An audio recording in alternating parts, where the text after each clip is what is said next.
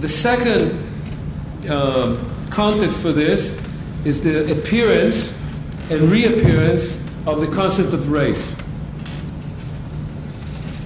So we can clearly see that with the rediscovery of genocide and the Holocaust, much of the 20th century has to be rewritten. In some ways, this is now the process of what historians are doing. The implications of European colonialism and imperialism, of the fall of the multi-ethnic empires and the emergence of the nation-state, and the determination of the modern state to define its citizens through a process of inclusion and exclusion can all be seen as related in a complex but intimate manner to the phenomenon of modern genocide and specifically to the Holocaust. The centrality of the genocide of the Jews in the 20th century violence, however, can also be seen from another related perspective, namely the manner in which Jews were perceived in European society. Now, what I say here, some people who argue what I've said up to now don't like. So these are two things that don't stand easily with each other. I argue they complement each other, but other people like to talk only about one and not about the other. For here, meaning speaking about Jews in European society, here was a category of people that could be seen as the harbingers of modernity and as anachronistic medieval remnants, as the progenitors of the nation-state and as obstacles to a homogeneous society, as the carriers of capitalism and as the agents of communism, as ethnically egocentric but as disruptive cosmopolitans, as racially exclusive but also as polluters of other races. In other words, the Jews came to incarnate all evils of the modern era without thereby being able to shed the demonic pre-modern stigma. This brings us to the relationship between the Holocaust and racism.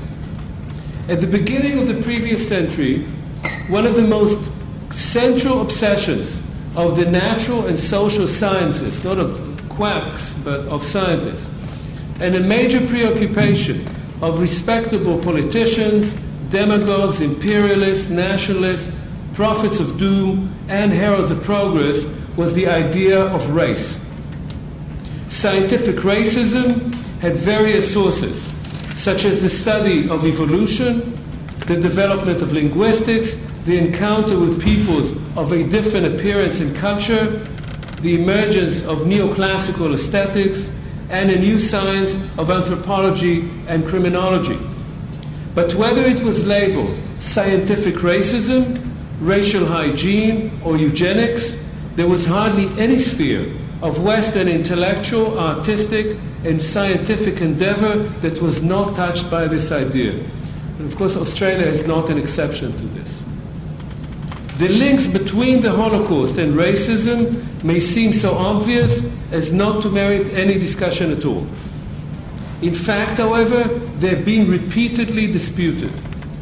On the one hand, there is no doubt that Nazism was based on a racist ideology, and at the center of the Nazi worldview was the Jew, who belonged to an anti-race and therefore posed a mortal threat to humanity in general and to the Aryan race in particular. On the other hand, Nazism was far less consistent in its racism than it was in its persecution and destruction of the Jews. The Roma were not pursued with the same determination. Slavs, especially Russians, could be seen as Untermenschen, or subhumans, worthy of decimation and enslavement, as requiring political and cultural destruction, especially in the case of the Poles, or as allies, as in the case of the Bulgarians and the Croatians. Indeed, the Nazi regime chose to drop the term anti-Semitism altogether, so as not to alienate other so-called Semites, such as the Arabs, who were considered to be perfectly respectable allies. Hence, while Nazism was a racial ideology par excellence, and the Nazi regime was determined to create a racial state, its obsession with the Jews far transcended its racist ideology and could therefore be seen as having an entirely different quality. Nevertheless, at least in part because of the excesses, so-called excesses, of Nazi racial policies, the concept of racism came out of World War II severely battered. This did not mean, of course, that it disappeared. Eugenic policies continued in various guises for decades after 1945, both in Europe and in the United States.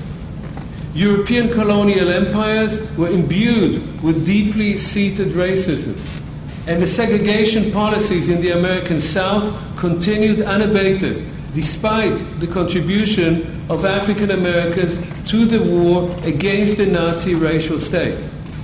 Nevertheless, racism lost its legitimacy as a scientific concept and a socially respectable term.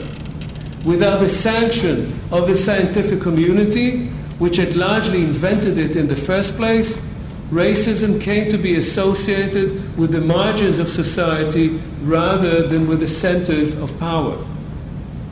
The conundrum is then that if the Holocaust was an extreme manifestation of general European and especially German Nazi racism, then it follows that the Jews were only one of a variety of other groups that were threatened by Nazi racial and eugenic policies.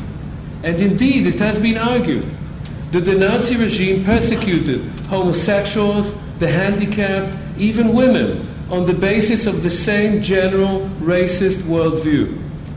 In fact, however, homosexuals were never persecuted with the same vigor, and only German gays were targeted. The Nazi regime really didn't care if Polish men were gay or not, or Russian men were gay or not. That was fine with them. They persecuted German homosexuals because they were afraid that they would not have more babies. This was the main reason for that ideology. The Euthanasia Campaign, the so-called mercy killing of the mentally and physically handicapped, again directed mainly against German citizens, was at least officially stopped under public and church pressure. And however the status of women in the Third Reich was undermined, it could hardly rate as outright genocide. Conversely, however, if we disengage the genocide of the Jews from the general racist ideological context in which it occurred, we would miss the crucial contribution to mass murder of the medical and legal elite of a modern state, which perceived itself as carrying out surgery on the Aryan body politic and strictly separating between friend and foe rather than as legitimizing, facilitating, and committing mass murder. This is why the insistence of some scholars on the Holocaust is rooted only in traditional European and Christian anti-Judaism is not only misleading, but takes too many key modern professions off the hook, as indeed they were in the Federal Republic of Germany after the war. But the retreat of scientific racism in the post-war decades also meant that little attention was paid to the links between euthanasia, the persecution of Roma and homosexuals, and state, NATO, and abortion policies, all of which continued after the war, and the genocide of the Jews. It is again one of the more curious aspects of the period we live in, that just as the growing recognition of the links between scientific racism and the Holocaust emerged in the last 2 decades of the 20th century, so too racism as a political and scientific notion began to experience a revival. This has not come under the old facade of eugenics, but as an element in the debate over genetic manipulation, cloning, and hereditary diseases, and the associated issues of health insurance and records. Similarly, the renewed legitimacy of the concept of race in political discourse has been articulated in a manner that strikes contemporary ears as divorced from the pernicious terminology of the past. Rather than speaking of different races, politicians stress differences in culture, religious customs, or manners of dress. In Germany, one speaks of a leading culture or Leitkultur. In France, one stresses the necessary predominance of French culture. Europe as a whole wants to retain its identity as a homogeneous society. Multiculturalism is frowned upon as something akin to mongrel American society, even as scholars now like speaking about hybridity. Torn between the demographic reality of an aging population and the reluctance to admit young non-Europeans, the European Union is surrounding itself with immigration wars that fill its cities with illegal immigrants and promote a vast industry of trafficking in humans. The foreigners thus quickly come to conform to the image attributed to them as they fall prey to international criminal and prostitution rings. When the United States declares a war of civilization, even if it withdrew the term quickly thereafter, and indiscriminately goes after American residents of suspected origins or religious affiliations, and when Europe defends itself from the encroachment of non-European immigrants and fends off such non-European countries as Turkey from joining its union, the case of the Holocaust comes to play a peculiar role. For those who condemn the Holocaust, rather than actually studying it, the profession of humanitarian sentiments vis-à-vis an event that is long ended can serve to cover up the pernicious policies of the present from which such sentiments are evidently absent. As the West keeps ruthlessly exploiting racially and culturally different regions of the world and blocks them from ever benefiting from its own affluence, one may doubt the sincerity of those who invoke the Holocaust in political and intellectual discourse, not because the genocide of the Jews is the equivalent of current policies, which it is not, but because the cynicism of the present does not sit well with the remorse expressed about the sins of the past. So that's a few words about the strange fate of racism since the 1930s. And now I move to the strange path of another crucial concept, and that is of anti-Semitism. Again, often people who talk about racism don't talk about anti-Semitism.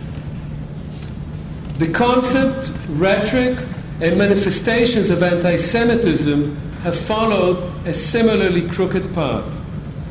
With the emergence of the Holocaust as a perceived leitmotif of the century, new questions have been raised about the impact of anti-Semitism on the event itself and about its perpetuation after 1945. It has long been accepted that there was a clear connection between the discovery of the Jewish question, so-called, which flowed from the emancipation and assimilation of European Jewry in the 19th century, and the emergence of modern anti-Semitism. This is basically accepted by all scholars. There has also been a fair amount of consensus about the link between modern anti-Semitism, along with its pre-modern and religious leftovers, and the emergence of Nazism, although the nature and relative importance of this link has been at times hotly disputed.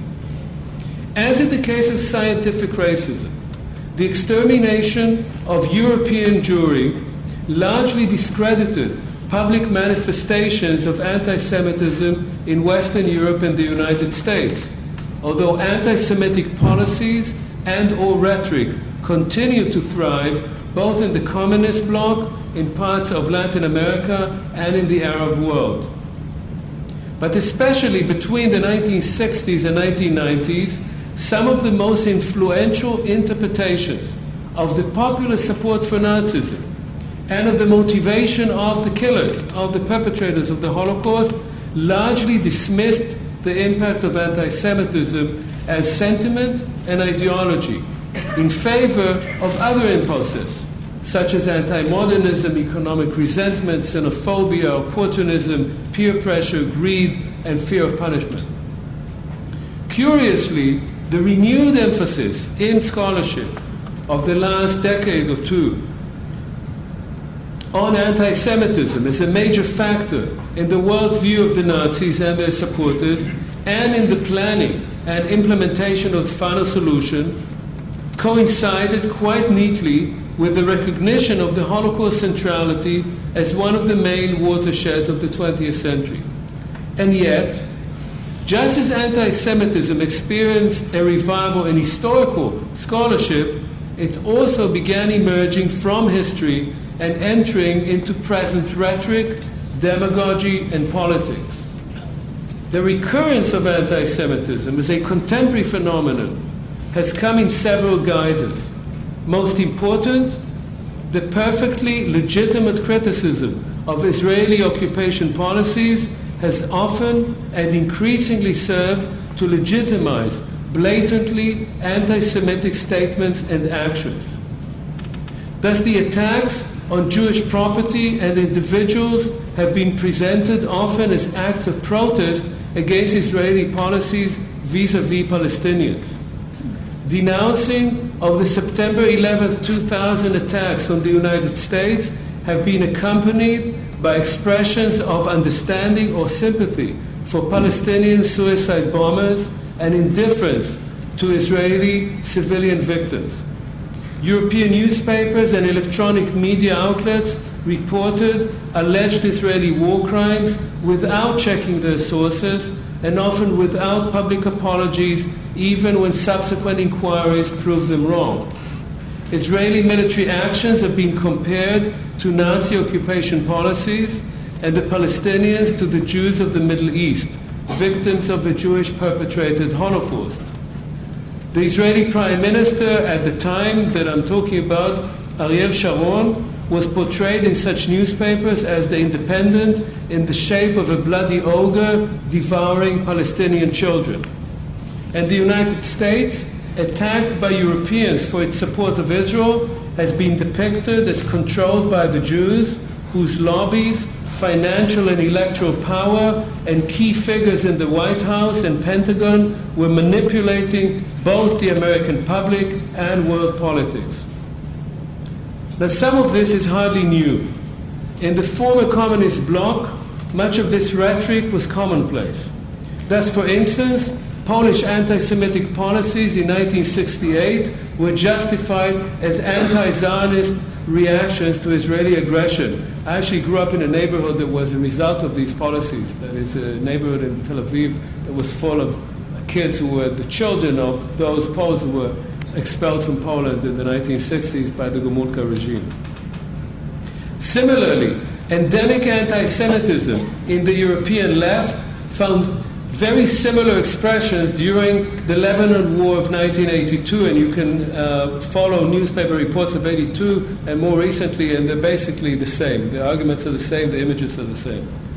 The intersection between left and right, east and west, north and south, in the case of anti-Semitism, is again anything but new.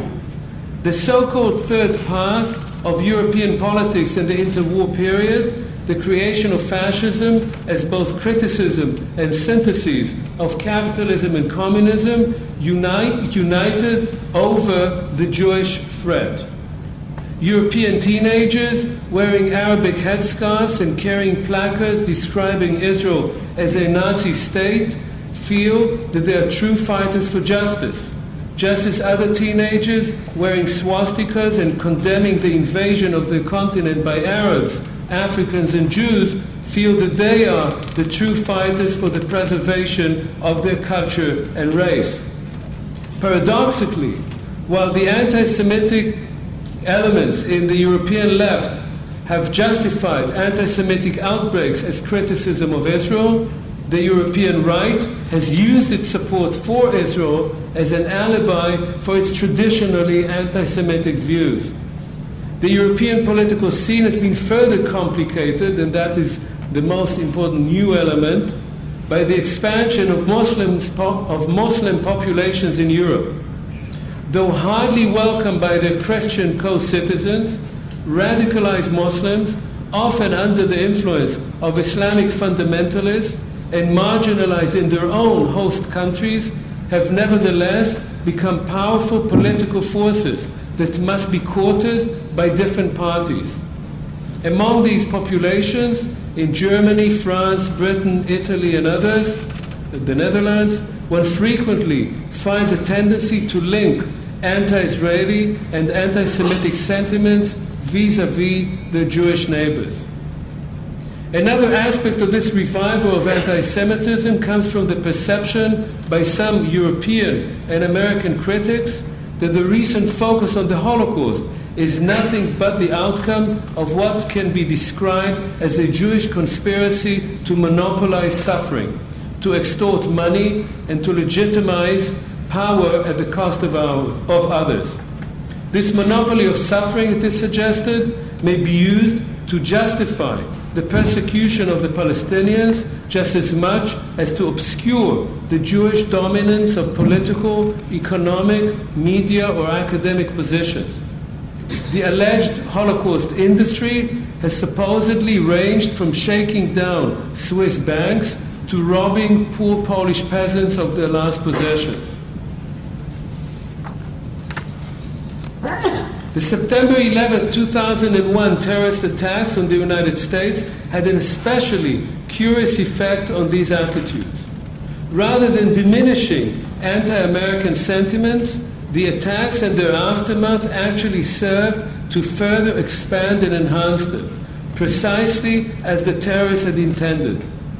Anti-Americanism, denials of its existence notwithstanding, has become a deeply entrenched and powerful sentiment both in Europe and in much of the rest of the world, especially Arab and Islamic countries. And whether this will change under the Obama administration is yet to be determined. Most relevant to the present context, anti-Americanism and anti-Semitism are far from easy to tell apart. At a time when the Holocaust is supposed to be paramount on everyone's minds, as shown by the activities of the European Union's Task Force for International Cooperation on Holocaust Education, condemnations of the alleged link between the destructive imperialism of the United States and Jewish international conspiracies have been expressed more openly than at any time since the dark days of Stalin's anti-Semitic campaign of the early 1950s. Only recently, both Egyptian and Syrian television aired a soap opera in which the protocols of the Elders of Zion were featured as the historical backdrop to the rise of Arab nationalism, the pernicious at a time like that, the pernicious allegations that the attacks on the World Trade Center were initiated by the Israeli Mossad, which was supposed to have warned the Jews in those buildings not to come to work that day, have gained much popularity in Arab and Islamic lands. Meanwhile, some critics in Europe and the United States have argued that whereas the attacks of September 11th were motivated by American support for Israel, the American attacks on Afghanistan and Iraq were carried out primarily in support of Israeli Jewish interests. And most recently, caused by the Iranian president, Mahmoud Ahmadinejad, for the destruction of Israel, have met with little, if any, condemnation from many European leaders and intellectuals. So this is another context, and I'll go to the last one, if you bear with me, which is about echoes of the past. Just as the Holocaust has emerged in European and American scholarship and intellectual discourse then as a leitmotif or a main event of the previous century, some of its underlying causes have been given a new lease of life. Contemplating the ominous beginnings of the present century, we may detect much of the hate, prejudice, violence, and destruction that originated modern genocide in the previous end of the century. The British historian Eric Hobsbawm has written about the short 20th century that began in 1914 with the outbreak of World War I and ended with the fall of communism. But one might also speak of a long 20th century that began with the ethnic massacres in the Balkans long before World War I and ended with the attacks of September 11, 2001. In some respects, these attacks changed the world in ways that can still not be predicted. In other respects, they are reminiscent of the assassination of Archduke Franz Ferdinand in Sarajevo on June 28, 1914, preceded as it was with innumerable other terrorist attacks and followed by the mayhem of total war. One may also point out that the decade of optimism that followed the fall of communism and supposedly heralded the beginning of a better 21st century was actually distinguished by mass killing in Bosnia and Rwanda, whose savagery and scope can only be compared to that perpetrated by the Third Reich. As the new century forges ahead, it is carrying with it much of the legacy of its predecessor. Europe and the United States continue to pursue economic policies of ruthless exploitation while depriving vast regions of the world of the benefits of prosperity, science, and medicine, and thus dooming them in the long run also themselves to the epidemics and uncontrolled violence that must eventually erupt and spread around the globe. Conversely, especially in Europe, we see a continuing denial of the real challenges facing the West, a retreat into a fortress European Union, and an escape to old xenophobia and prejudice, whereby fears of an invasion from the Third World are combined with denunciations of American political and cultural imperialism and condemnations of Israeli colonialism and Jewish influence. And now, just a few words about a topic that is close to what I do now and that in some ways brings all this home on a lower level, and that is what I would call neighbors to genocide. With the rediscovery of the Holocaust centrality to the past century and the growing focus on genocide more generally, another aspect of mass violence has come to the fore, and that is the relationship between intimacy and murder. This could clearly be seen during the ethnic cleansing and mass rape campaign in Bosnia, and even more vividly in the genocide of the Tutsi in Rwanda. But it was Jan Tomasz Gross's study, Neighbors, a reconstruction of the massacre of the Jews in a small East Polish town of Jedwabne by their own Polish neighbors in the summer of 1941, and the controversy this book provoked in Poland, which made it possible to link past and present atrocities from this particular perspective. For here is indeed one of the greatest paradoxes of human civilization and one of the greatest challenges to the liberal imagination. How does one contend with, how does one explain and yet avoid normalizing the eruption of violence between neighbors? What is it that makes people who have often lived in close proximity to each other for many generations, who depend on each other economically, perhaps politically, at times also emotionally, to turn against each other with the kind of savagery that only intimacy can seemingly unleash? This, too, is not a new phenomenon, although its links to the wider context of modern genocidal undertakings is new.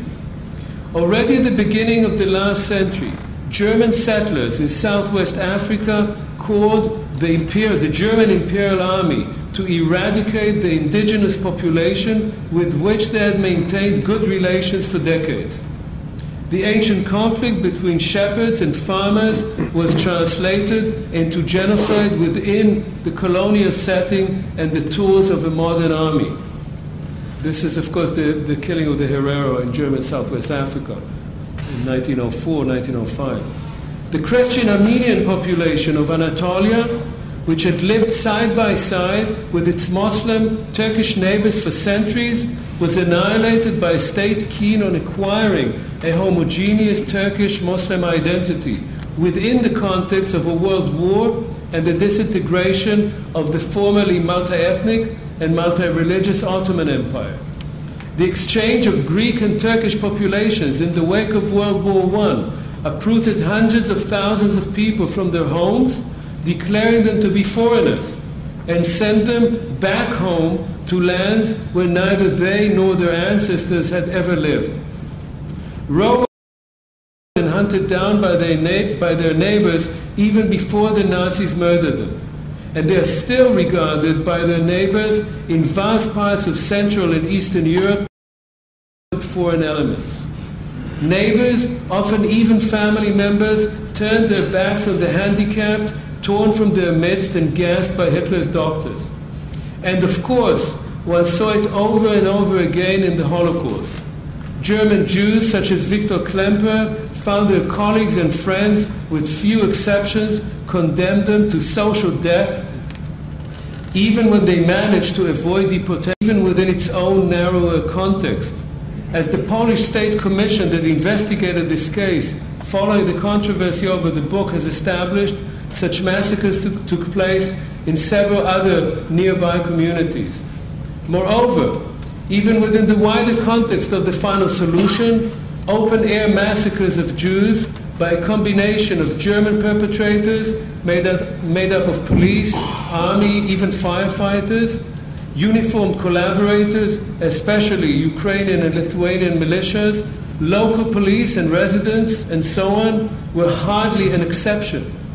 Despite the image we have of the Holocaust as a production line industrial murder, which it in part certainly was, vast numbers of Jews were murdered in public view of their neighbors, and often with their active participation. Thus, for instance, about half of the 500,000 Jews of East Galicia were murdered in their own towns, watched by the local population. Some neighbors hid and rescued Jews, voluntarily or for a fee. Some denounced them. Some participated avidly in the killing. Most neighbors, colleagues, friends, and schoolmates just stood by and looked on, and then, of course, partook of the property that was left over. There were many specific reasons and explanations for such events, but we would do well to remember that similar scenes and patterns of behavior were seen decades later in Cambodia, Bosnia, and Rwanda. So what does this teach us about pluralism, interethnic relations, or human nature? Can we retreat into a kind of cultural pessimism or anthropological determinism that would make us akin to the fascists who were at the root of this violence in the first place? Can we remain attached to a naive liberalism that believes that all people can learn to live with each other and never fear men and women with different hair color who pray to a different God? If we wish to consider the Holocaust as a leitmotif in the 20th century, we can say, as Dandina, my colleague, has suggested, that while the event of mass killing itself was very brief, its compressed impact was so great that it was generated both backward to its origins and forward to its far-reaching consequences. But we can also say that the long life of the Holocaust and its so-called recent resurrection is a complex phenomenon that shows us that some of the prejudices, dangers, misconceptions, and triggers of violence that were present then are still with us today. They may look different, they may come from different sources, beliefs, and politics, but they share some similarities. The notion that one learns from an atrocity should not be discarded, but one of the most important lessons must be that learning about atrocities does not prevent their recurrence. On the contrary, as the number and scale of atrocities, genocides, and destructive impulses multiplies, as our belief in progress, modernization, education, social mobility may diminish, we must think of this leitmotif not only as a key to understanding the past, but also as a warning about the future. Thank you.